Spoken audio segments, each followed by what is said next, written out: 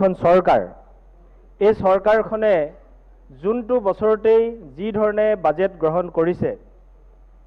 তেনেধৰণে প্ৰত্যেকখন বাজেটকে সফল কাম কৰি সফল ৰূপায়ণ কৰি অসমৰ পৰ্বত পাহাৰ বৰাক ব্ৰহ্মপুত্ৰৰ মানুহক একাকাৰ কৰি সৰ্বদিশত উন্নতিৰ কামনাৰে চৰকাৰখনে সমাজখনক আগুৱাই লৈ গৈছে। বাজেটকে সফল কাম কৰি গতিকে ৰূপায়ণ কৰি অসমৰ এই যিখন বাজেট এই বাজেটখনক আমি এক অৰ্থত আদৰ্শৰ আৰু এখন জনকল্যাণকামী বাজেট বুলি আমি অভিহিত কৰিব পাৰোঁ। গতিকে আয় আৰু ব্যয়ৰ মাজত যিটো সমতা স্থাপন কৰি কোনো ধৰণৰ অতিৰিক্ত কৰৰ বোজা আৰোপ নকৰাকৈ মাননীয় বিত্তমন্ত্ৰী বাইদেৱে যিখন বাজেট প্ৰস্তুত কৰিলে ই প্ৰকৃতাৰ্থত জনমংগল সাধন কৰিব আৰু আমাৰ অসমৰ কোনো ধৰণৰ অৰ্থনীতিক আৰু বিশেষভাৱে গ্ৰাম্য অৰ্থনীতিটোক ত্বৰান্বিত কৰি যিখন বাজেট প্ৰস্তুত কৰিলে আমি ৰাষ্ট্ৰীয় পৰ্যায়ৰ অৰ্থনীতিৰ যি দৌৰ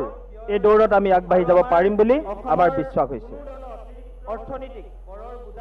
যোৱা প্ৰায় 2টা বছৰ ৰাজ্যখনত বিভিন্ন প্ৰাকৃতিক দুৰ্যোগে ৰাষ্ট্ৰীয় পৰ্যায়ৰ আমাৰ জনজীৱনক স্তব্ধ কৰি তোলাৰ এই দৌৰত আমি আগবাঢ়ি যাব পাৰিম বুলি আমাৰ কঠোৰ মুহূৰ্তত আমাৰ চৰকাৰৰ মুৰব্বী অৰ্থাৎ মাননীয় মুখ্যমন্ত্ৰী ডক্টৰ হিমন্ত বিশ্ব শৰ্মা দেৱৰ এই চৰকাৰখনে স্তব্ধ কৰি তোলাৰ এই দৌৰত আমি আগবাঢ়ি যাব পাৰিম বুলি যি বিচক্ষণতাৰে যোৱা 2টা বছৰ আমাৰ জনসমাজখনক দুখৰ পৰা উদ্ধাৰ কৰিলে ডক্টৰ হিমন্ত বিশ্ব আৰু তাৰ পাছতো এনে এখন জনকল্যাণকামী বাজেট প্ৰস্তুত কৰি ৰাইজৰ মাজলৈ আগবঢ়াই দিলে মই তাৰ বাবে মাননীয় মুখ্যমন্ত্ৰী ডাঙৰীয়া আৰু বিত্তমন্ত্ৰী ডাঙৰীয়াক ধন্যবাদ জনাইছো। আজি আমাৰ অসমৰ মাননীয় মুখ্যমন্ত্ৰী দেৱৰ নেতৃত্বত অসমৰ পাহাৰ ভৈয়ামক একাকাৰ কৰি বৰাক ব্ৰহ্মপুত্ৰক একাকাৰ কৰি মাননীয় মুখ্যমন্ত্ৰী ডাঙৰীয়া আৰু বিত্তমন্ত্ৰী ডাঙৰীয়া সমন্বয়ৰ হেতুৰে আজি আমাৰ অসমৰ উন্নয়নৰ অস্তা দেখি মুকুতামালা গাঁঠি অসমৰ পাহাৰ জাতিটোক সাঙুৰি ল'বৰ কাৰণে সক্ষম হৈছে।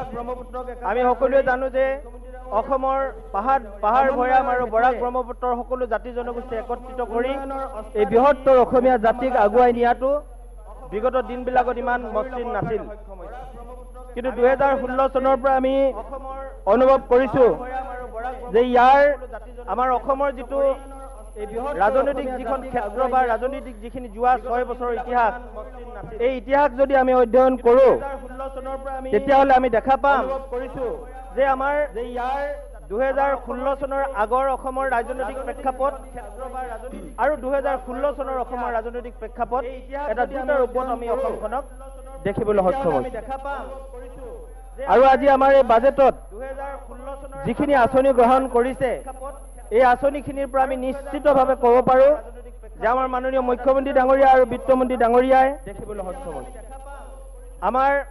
অতি প্ৰাচীন অৰ্থনীতিবিদ কৌটিল্যৰ এটা উক্তি নিশ্চয় তেখেতলোকে মানি আৰু তাৰ গুহাৰ্থ অৰ্জন কৰি তেখেতে আগবাঢ়িছে। আৰু কৌটিল্যৰ সেই উক্তিটি হৈছে প্ৰজা সুখে প্ৰজা সুখং প্ৰজা সুখে সুখং ৰাজ প্ৰজানাং তু হিতে হিতম নাত্ম প্ৰিয়ং সুখং ৰাজ প্ৰজানাং তু প্ৰিয় হিতম। অৰ্থাৎ এই বাক্যৰ যোগেদি কোৱা হৈছে যে প্ৰজাৰ সুখতেই সুখ ৰজা হ'ব পাৰে বা হ'ব লাগে। আৰু আমাৰ মুখ্যমন্ত্ৰী ডাঙৰীয়ায়ো সেই কথাকে সাৰোগত কৰি প্ৰজাৰ সুখকেই নিজৰ সুখ বুলি লৈ প্ৰজাৰ সুখ সমৃদ্ধিৰ বাবে প্ৰজাৰ সুখ স্বাচ্ছন্দ্যৰ বাবে প্ৰজাৰ উন্নয়নৰ বাবে উন্নতিৰ বাবে